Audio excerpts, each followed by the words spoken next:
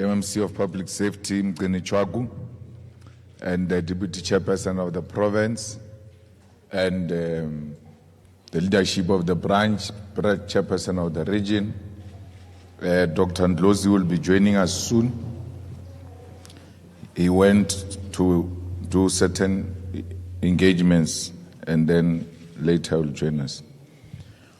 We are moving around the country, interacting with our people and explaining to them how the EFF government will work when we take over power on the 29th of May. This is necessitated by the fact that 24.6 million people are available for work. That is a workforce for South Africa. But only 16.8 million are employed. And what is more disheartening is that of all these people who are employed, those who are employed to give us water, electricity, and gas of 16.8 million, we only have 123,000 employees in electricity, gas, and water. But we've got a problem of water and electricity. And if you create water infrastructure development, you are likely to create a lot of jobs in that sector for your people. Because a country that is not engaged or turned into a construction site, that country will never give jobs. When your infrastructure develops and becomes better, and the supply of water and electricity is reliable, then we are guaranteed that there will be investment. And when there is investment, the economy grows and people start working. But the story that when people are not working is because Zimbabweans have taken jobs from those people, or foreigners have taken jobs from those people. It's not true. What you need to ask is the economy growing? Once the answer is no, you must know there won't be jobs. Because only a growing economy can create jobs. So the economy of South Africa is stagnant and is not growing, and the leadership of our government seems not to know what to do with this crisis of creating employment for our people. Our people have got no electricity today. For sure it's the 25th or if not 26th day with electricity. And people are made to celebrate that we've been having electricity for the past 26 days. And some create an impression that load shedding is gone. Load shedding is not gone, and even government never said load shedding is gone. Government said load shedding will be suspended. And you can see what they are doing. They are suspending load shedding for the purpose of elections. After elections, they are going to go back to load shedding. And because they want to make us believe that they are solving a problem which they have created. Load shedding is man-made. That's why during World Cup, Rugby World Cup, there was electricity. How did the electricity know that there was Rugby World Cup? And then after Rugby World Cup, the electricity disappeared. And did not just disappear, it went to stage 6. And that's what we are going to experience on the 29th of May. After voting, when counting starts, they are going to switch off electricity. and not just switch it off. They are going to take us to stage 6 because they are using whatever reserves is there to keep the lights on. By the time we arrive on the 29th of May, they will have to take us back to stage 6 because they will no longer having any reserves, and therefore they have to close the electricity and generate enough for them to can now give us electricity maybe at stage 1, 2, or 3. So the electricity crisis created by the ANC government because they want to outsource the generation of electricity. That a generation of electricity must be now in the hands of individuals. You cannot put electricity as a strategic sector in the economy in the hands of an individual, because individuals are guided by feelings. So they create load shedding and then say to you, you must go to green energy. You must get energy from all types of people.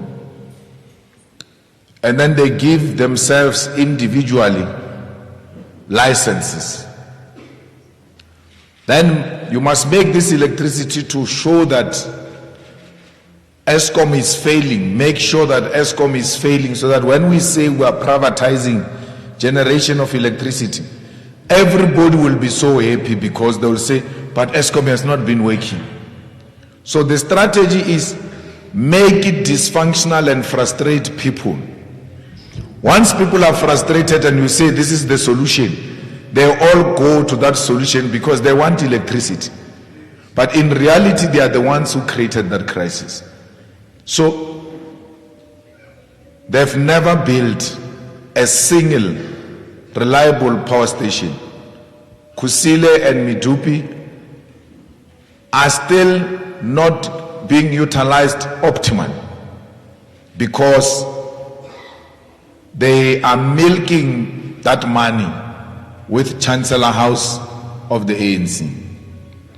You wake up one morning, one unit of Medupi has collapsed, and the issue of collapse, literal collapse of an infrastructure which has got no 30 years. Already they say this infrastructure has to be done again because it was not properly done. So there shouldn't be any construction happening at Medupi. It was supposed to be done by now, but it can't be done because that's our milking cow as the ANC. That's where we make our money.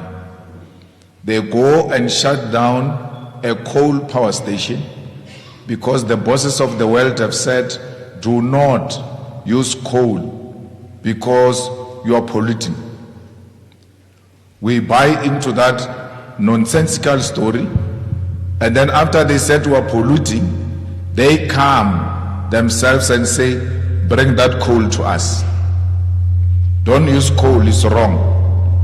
But the trucks are moving every day on the N1 to Richards Bay, sending coal to Germany, to UK, to China, to all the big economies that said don't use coal. And then we destroy our own coal power stations without having an alternative of reliable supply. If you say I must shut down a 1,000 megawatt coal power station, you must be giving me from green energy sources 1,000 megawatt.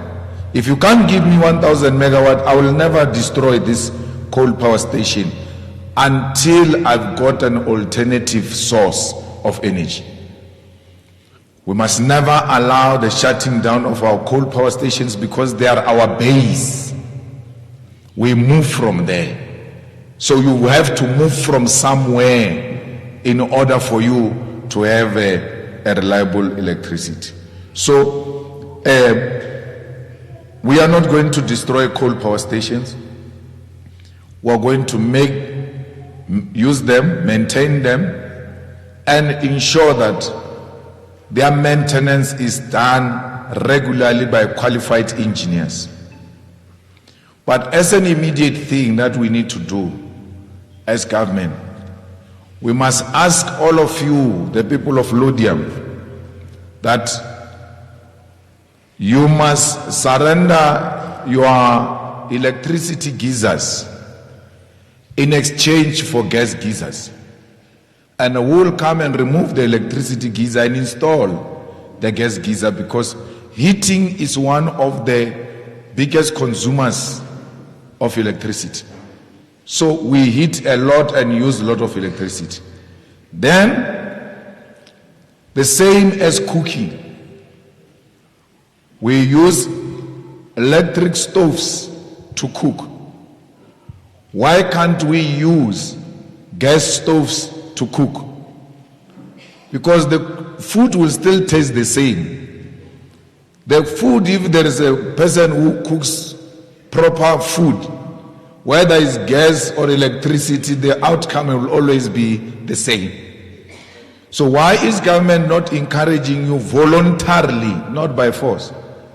Can you please surrender your electric stoves in exchange for a gas stove? We will come and install it ourselves. By doing that, you save electricity, but you also create jobs at the same time. Because the people who are coming to install these geysers and stoves are unemployed young people of South Africa who can get immediate jobs from that. So we need an organization that has got those practical immediate solutions to resolve the problem we are confronted with in South Africa. There's also a problem of water. Who would have thought one day we can wake up in Lodium and there's no water? But the villagers, we grew up like that, we always knew there's no water. But now it has come to the big cities, which means ourselves who never had water, we will never have if the big cities don't have water. And you are not having water, it's not because God hasn't favored us with water. We are favored. The problem is that the infrastructure is too old. It's not maintained. Water reticulation plants are not maintained. They are dysfunctional. The pipes that give you water, piped water into your houses, is asbestos pipes, which many of them are old and causing leaks. Why can't we shut water in Lodium? When they ask us, we say we are replacing the pipes, taking out the asbestos pipe and bringing in proper pipes which will not allow any drop to leak from those pipes. Then you know there is a reliable supply of piped water into our houses. So it's important that all of this gets to be fixed. A bridge in Tshwane, if there is any bridge in Tshwane, you must know was not built in the last 30 years.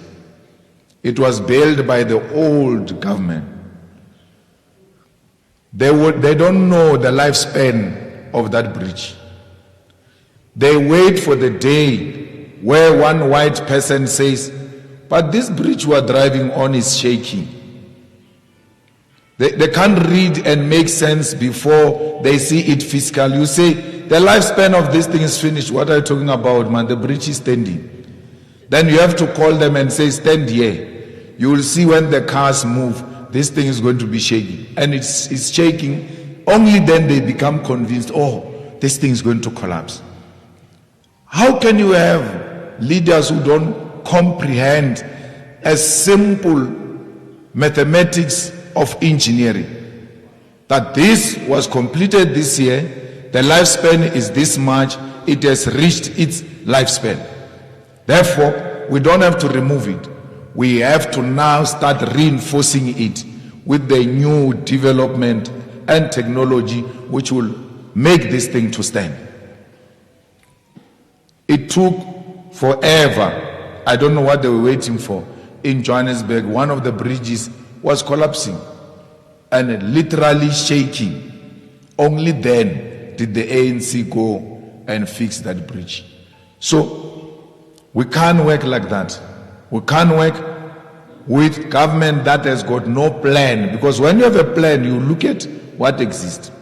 You cannot build new infrastructure without maintaining the old infrastructure. So we have to maintain the old infrastructure.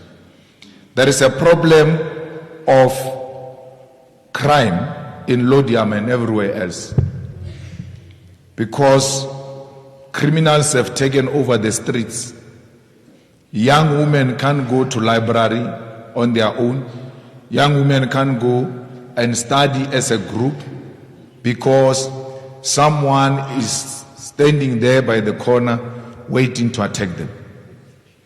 So we need to fight crime.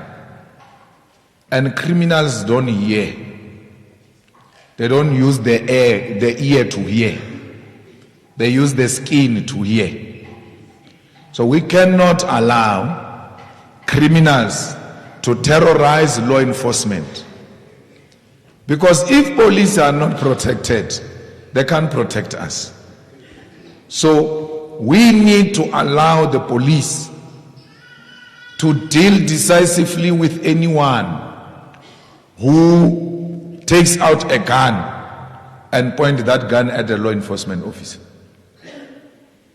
Once you point a gun at a law enforcement officer, you must know that you have made yourself an appointment with your maker.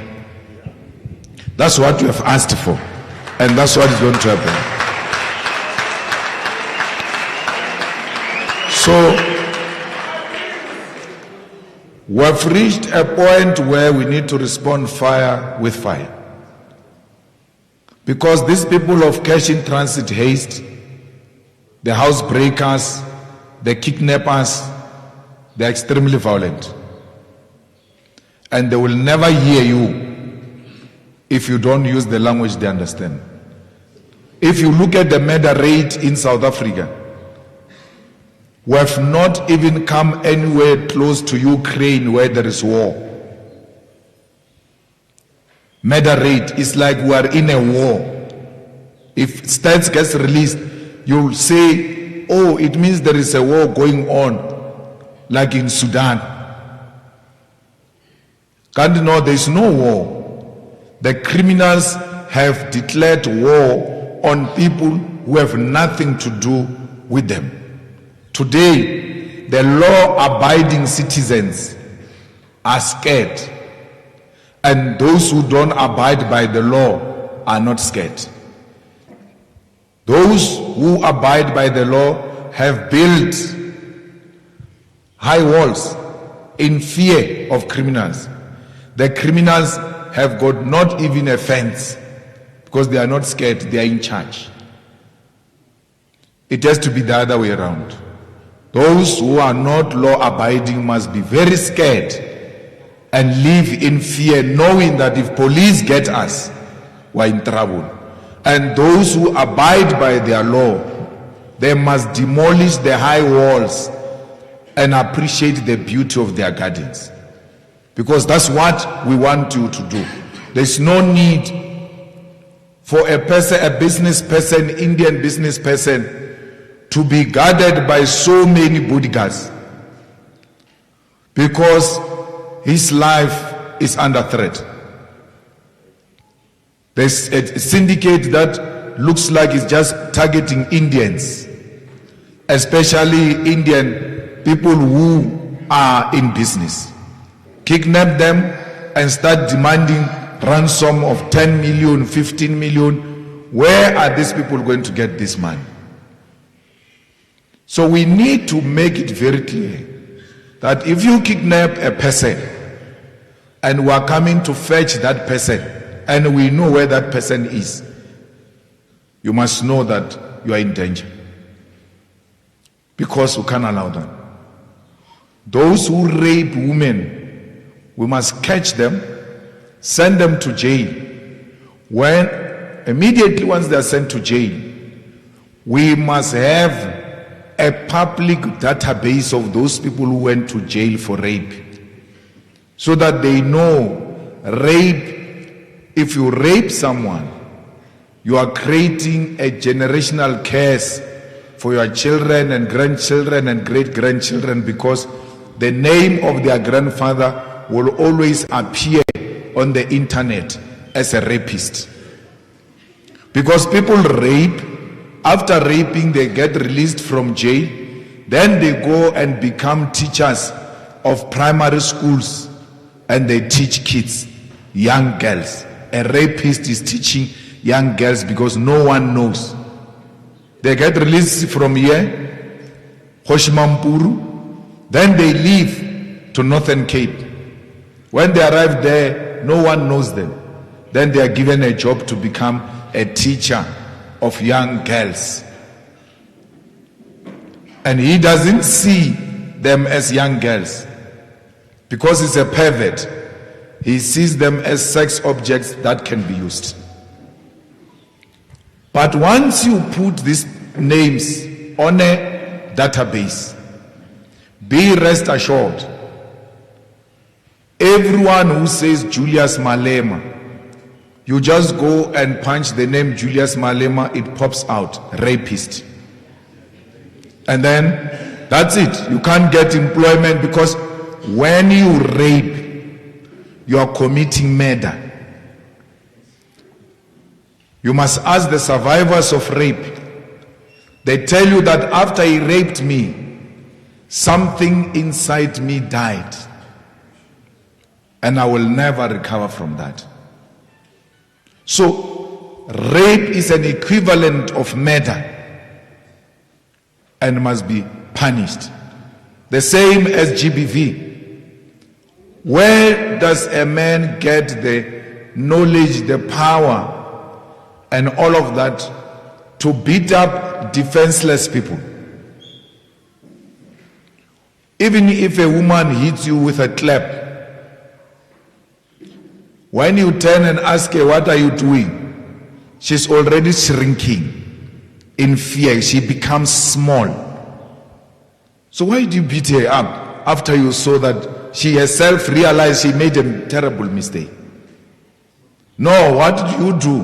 When she goes like that, you kick her when she's down. Only cowards will do that. Because when you get beaten all the time at work by your white bosses, you never say anything. But at home you are somandla, you can hit the way you want.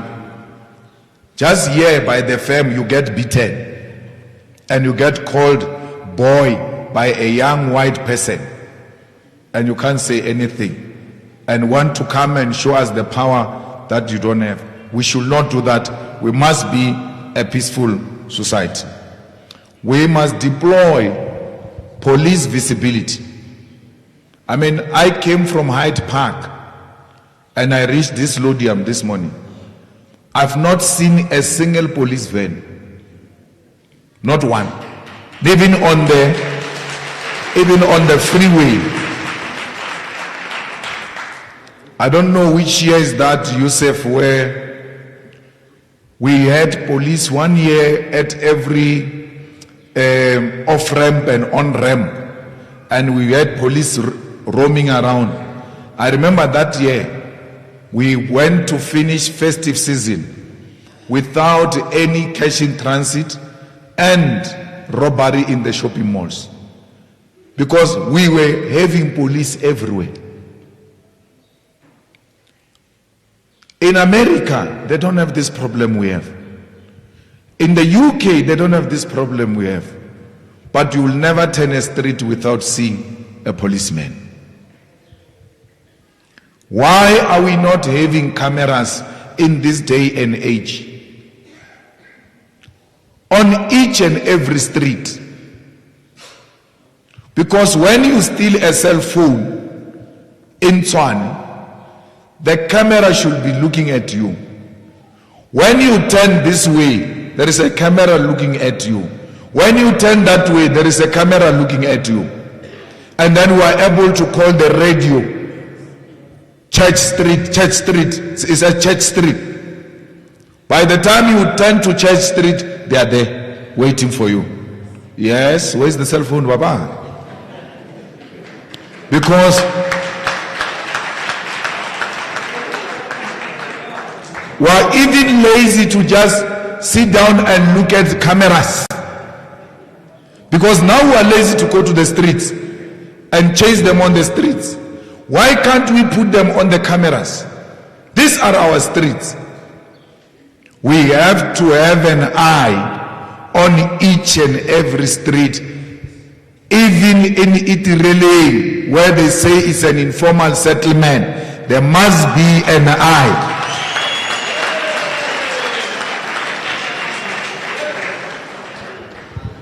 My water. So, in the suburbs,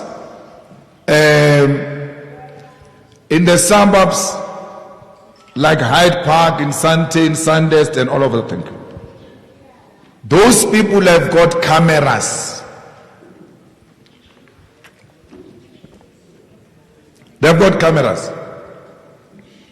An insurance guy came to my house to come and insure the furniture and all of that in my house.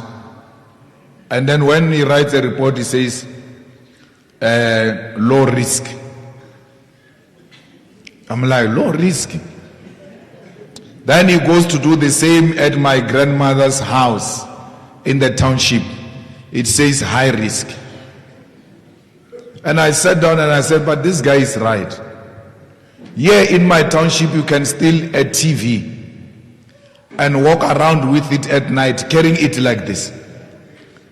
There is no person who can buy a TV and carry it like that. Once you see a person carrying a TV without a box, already you must know there's a problem here. Yeah, there's a problem here. But in the suburbs, there's no one who can move around carrying a TV or just moving around alone. Those security guards there are going to stop you and ask you why. What are you doing? No, I'm going to this and that. Okay, let's accompany you. Where are you going? We'll take you there. Because police visibility is what will, in the immediate, stop crime.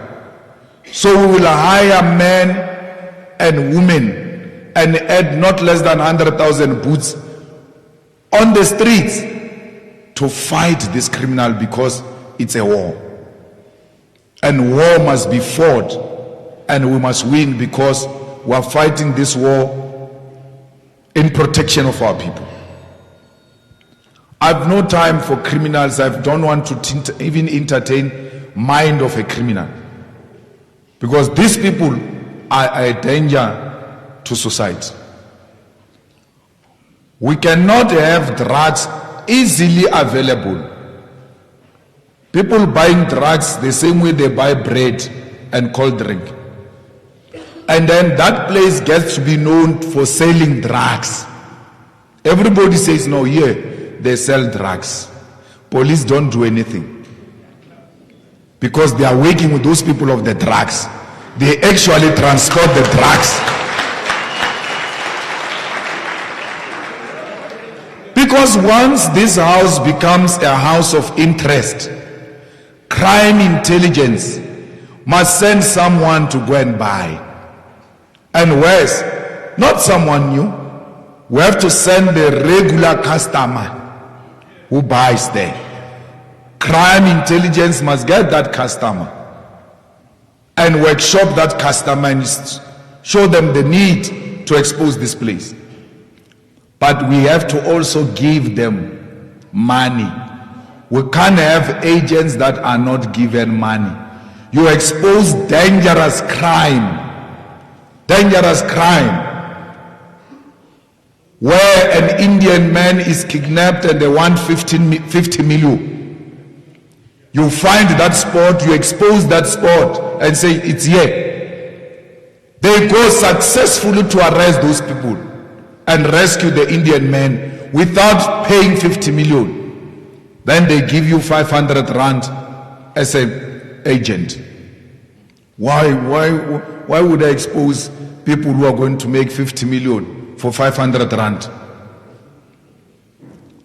We must be able to pay our informers. Every street must have an informer who is on a payroll of the state, because the state must have an eye and ears on the ground. And whether drugs are sold by Nigerians or not Nigerians, we're not interested in nationality.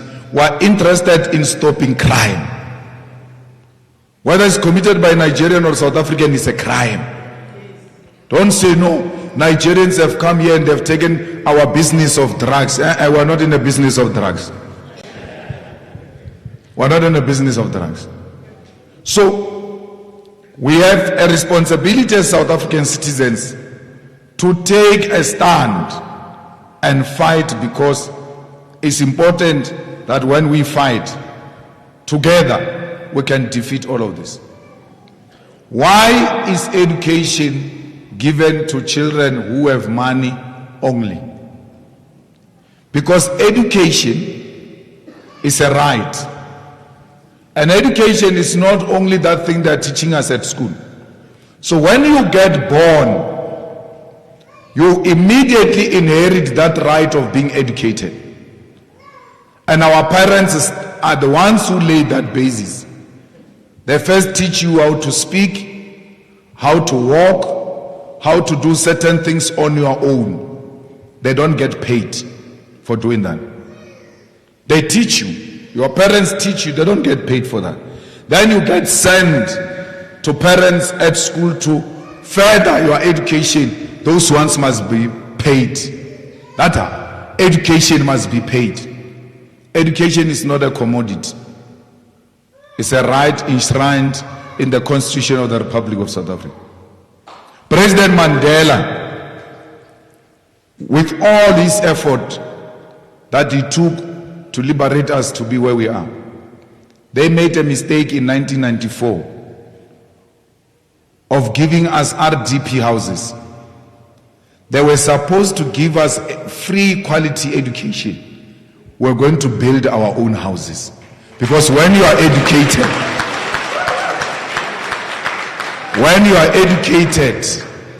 check the stats amongst unemployed graduates is very low. Why? Employment and graduates go together. And those who graduate and can't find job and can't give them jobs, we have to give them graduate grant. Because going to school must pay. How do I go to school for so many years?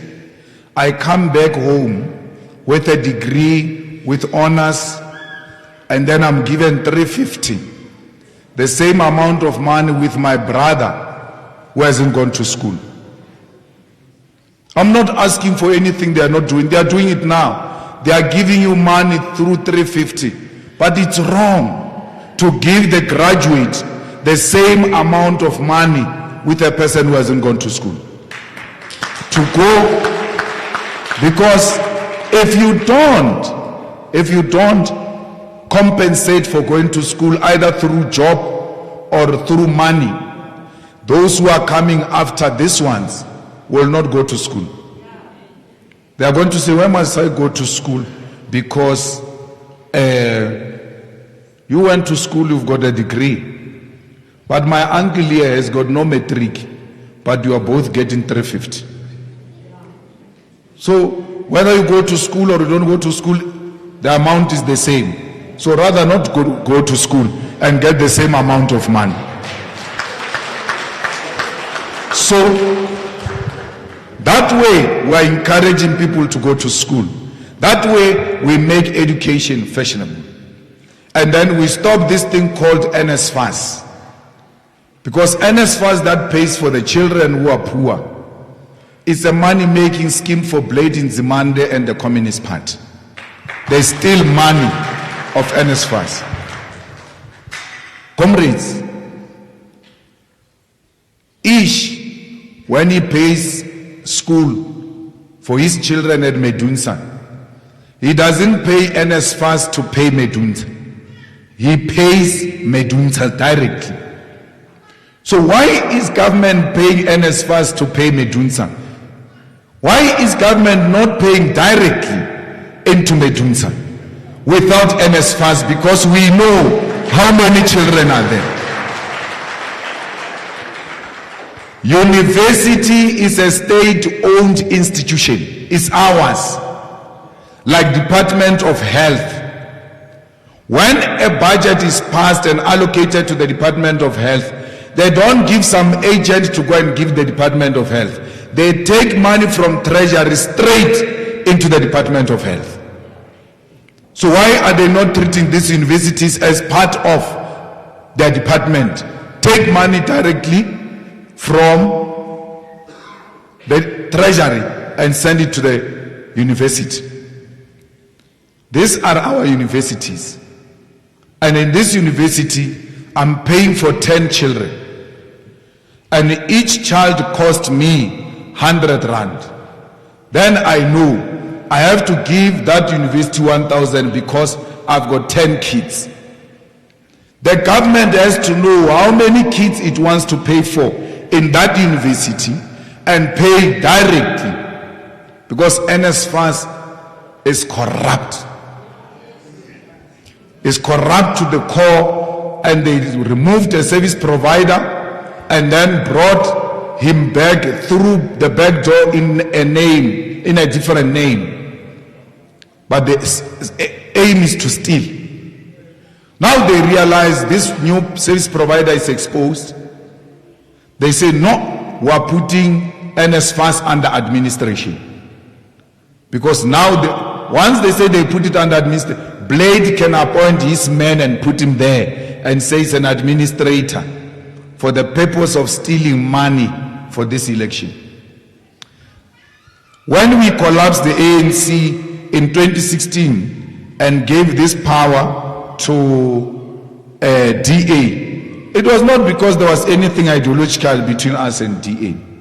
It was because we were convinced that the ANC without resources is a weak ANC. Because they no longer have anything to say. They no longer have anyone to put as a face. That's why they compromise for a compromised person as a president. The only thing that makes them succeed is because they control the public purse. So we said, take the keys from the TSHWANE safe, from the ANC, you will see what's going to happen. We are left with 39 days to elections. There are no ANC posters in Lodiam. Why? Where they are used to stealing money and financing their campaign, we've locked it.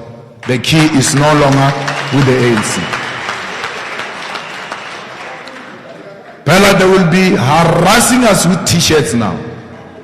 When you try to speak, here's the t-shirt, keep quiet. When you try to speak, go, food parcel. They can't do that now, because in all the metros, they are not in control of the purse. And that's why they are so humbled today. We need to take the purse of South Africa from them and put it under Floyd Shivambu.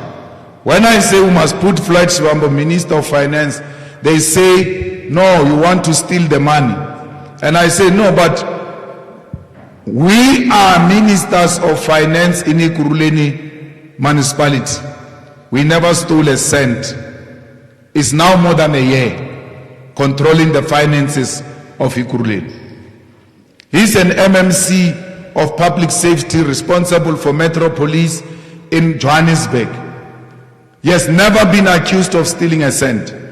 No single MMC of the EFF has ever been accused of stealing a cent. Because in the EFF, we believe very strongly that every little cent, if properly used, can have an impact. We need to maximize on the little resources we have. There's no one in the ANC now who's got the brain of Floyd Shivambu when it comes to economy of South Africa, the continent and the world, and the finances of South Africa.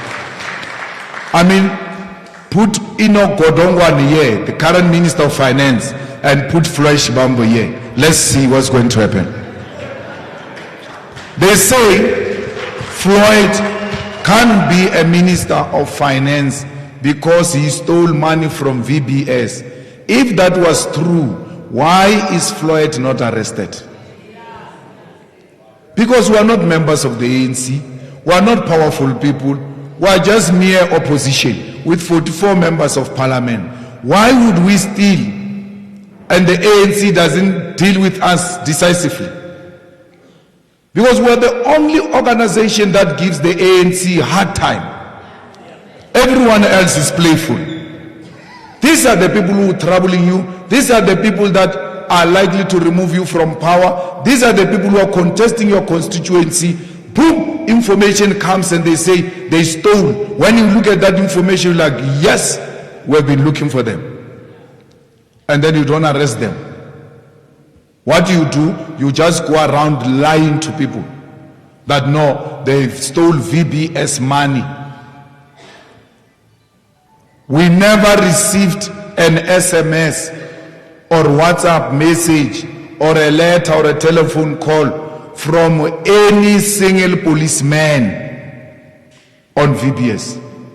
Yet people are standing trial. There is a white man who was a CFO who's now serving jail term, who turned a state witness. And when he was turning a state witness on VBS, he has never mentioned Malema or Shivambu. No one has ever mentioned Malema and Shivambu. What they did, they went into their corners and concocted this dark cloud because they can't falter us politically. They create some imagination and then spread it across. So they know that Floyd Shivambu is going to be a friendly force to SMMEs. They know Floyd Shivambu is going to be a person who's going to put heavy taxes on those who engage in illicit financial flows and tax avoidance. Because we need every cent through revenue if we are to achieve these objectives.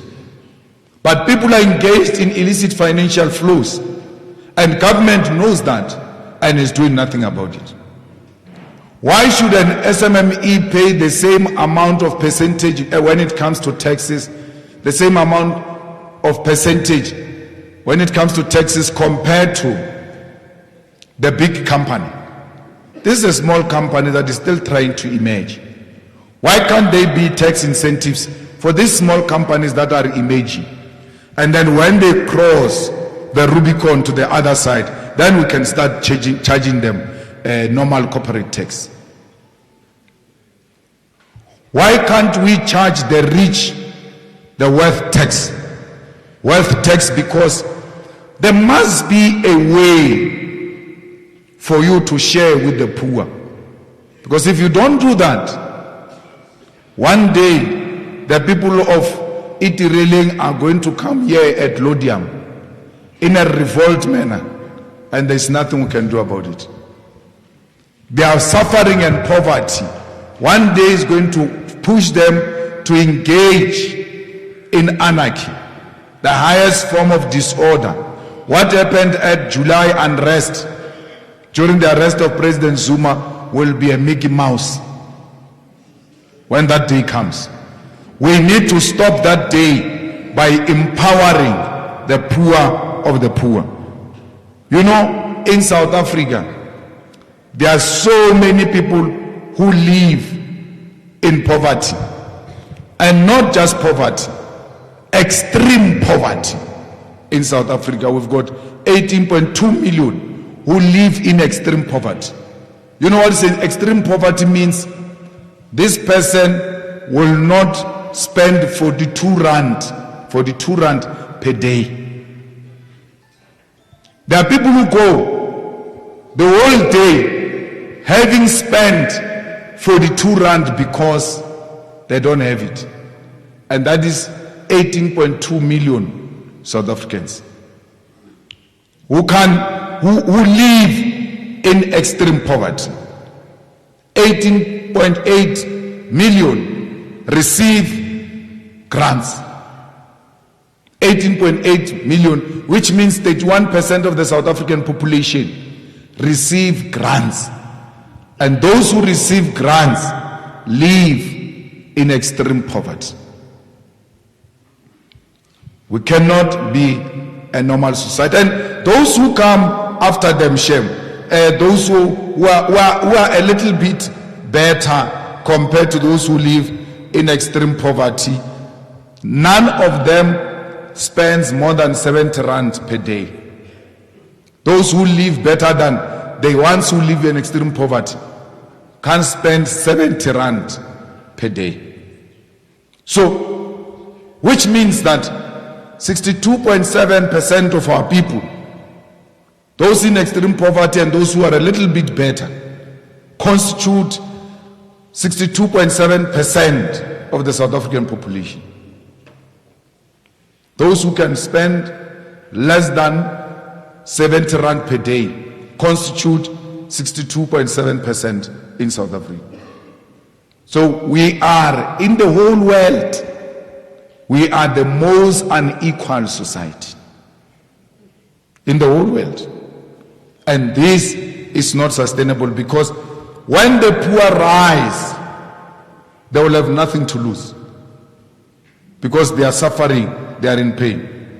So we want the community of Lodiam to take the community of Atteridgeville, of Itireling, and everywhere else, identify young people with potential in those communities. Don't employ them to be shopkeepers. Train them to be reasonable, sound businessmen and women, so that they can be like you. Let each family in Lodiam adopt one child in one family and teach this child business, because you are known for business. You are doing well. You are known for being people who are active when it comes to business. You've got skills that you can share with us, because yourself and us are the same. That's why we were pushed away from town and were put here. And then we were just put across you. Just behind the mountain is us. They just pushed us here, divided us with a mountain. But we are the same.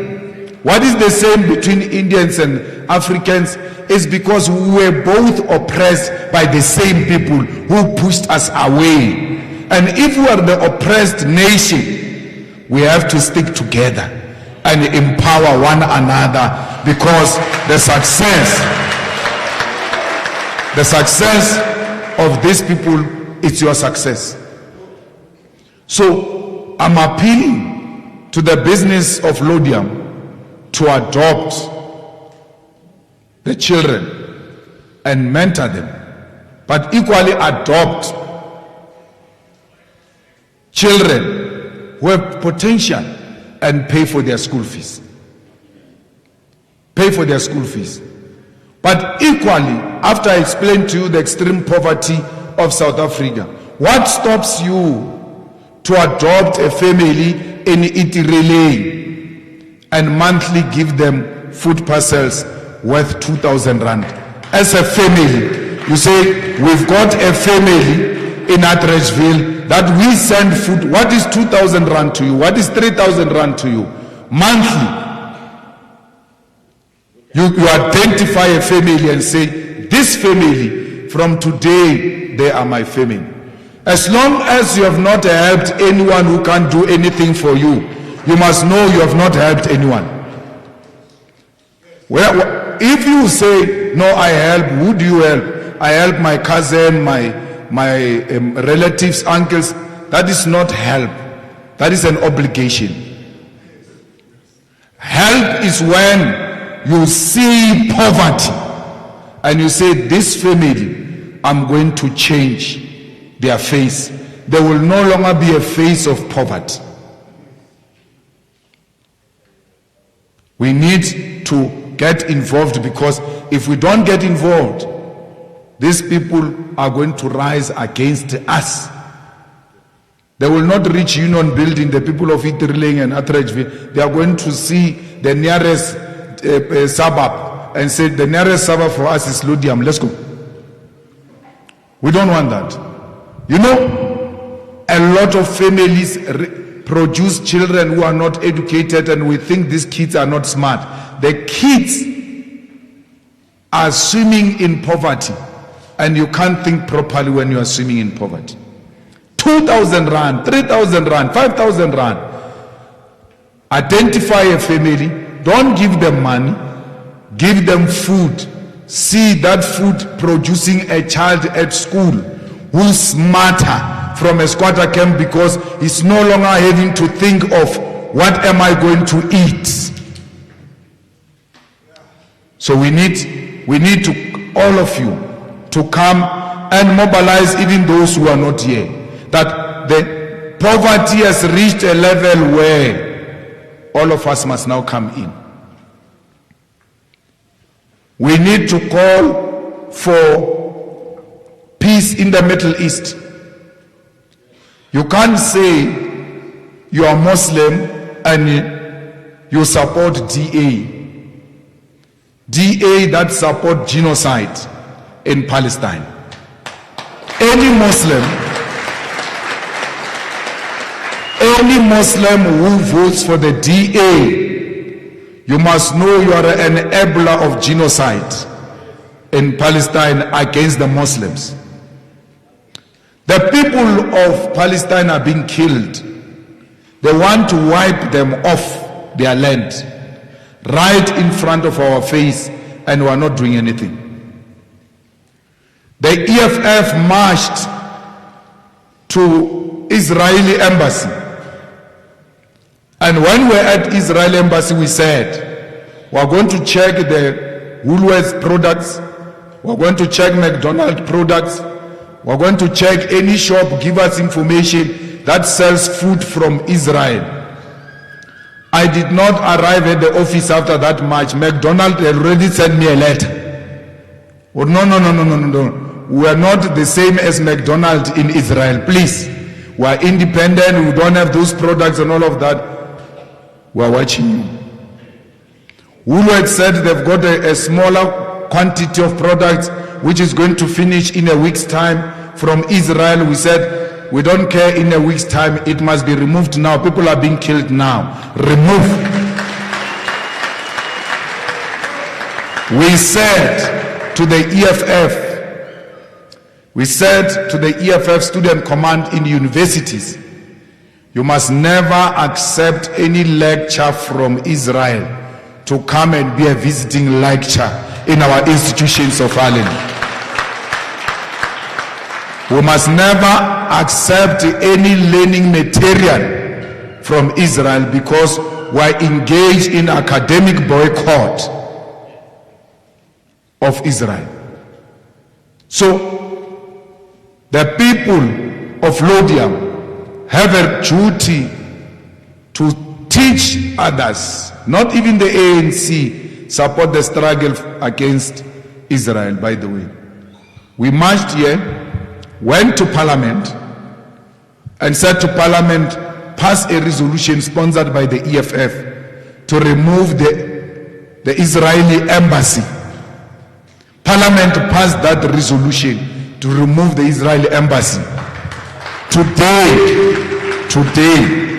the ANC hasn't implemented that resolution. They went to International Court of Justice, ICJ. You know, when a person goes to court on such political matters, you must know they are artificial in their approach, because they know the court processes take forever. So they are buying themselves time so that they look like they are doing something. Doing something means remove the Israeli embassy, which is practical, which can be done tomorrow. Ramaphosa came here Ramaphosa came here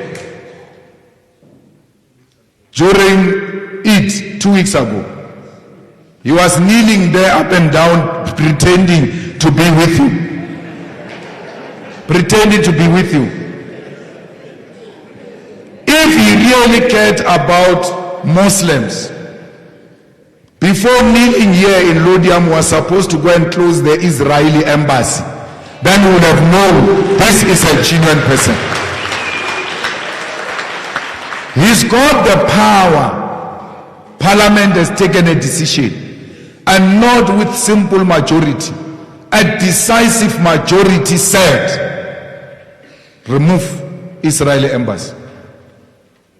Only ACDP of Mishwe, understandably so, because it's funded by apartheid Israel. Freedom Front Plus, because they are known for segregation and invading people's properties. Patriotic Alliance, which is controlled by Jewish money. They have no idea what they are doing. They are not in politics. They are in politics of making money. So the only organization that can take over power and make South Africa stand on the side of the Palestinian people is the EFF. No one else can do that. At least in support of the struggle of the people of Palestine,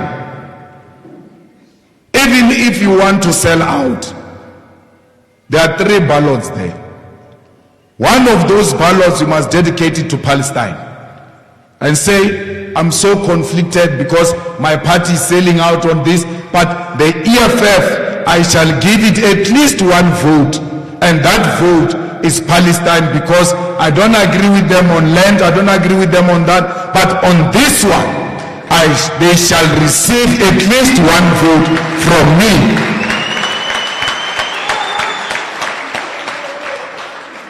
We really have to pray for peace, because Iran is now preparing to respond to Israel. And once Iran comes in, that Middle East crisis becomes another World War III now. We don't need war. If we are peace-loving South Africans, we don't need war. We need peace, and there cannot be peace in South Africa if there is no peace in Palestine. Thank you very much.